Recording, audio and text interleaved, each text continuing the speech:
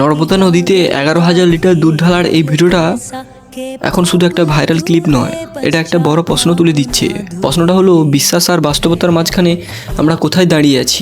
ভিডিওতে দেখা যাচ্ছে ধর্মীয় আচরণ হিসেবে একটি ট্যাঙ্ক থেকে বিপুল পরিমাণে দুধ নদীতে ঢালা হচ্ছে। প্রতিবেদন অনুযায়ী মধ্যপ্রদেশে সোহারায় 21 দিনের একটি ধর্মীয় অনুষ্ঠানের শেষে এই ঘটনা ঘটে। অনেকেই এটাকে পবিত্র নিবেদন বলেছেন, আবার অনেকে এটাকে সম্পদের অপচয় হিসেবে দেখছেন। এখানে একটা গুরুত্বপূর্ণ দিক আছে, দুধ আমাদের সমাজের পুষ্টিকরের প্রতীক, আর অনেকে মানুষের কাছে এটি জীবনের খুব জরুরি খাদ্য।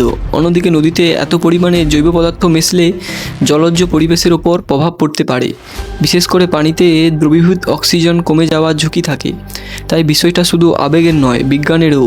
ধর্মীয় বিশ্বাসকে সম্মান করা জরুরি, কিন্তু একই সঙ্গে দায়িত্বশীল আচরণও জরুরি।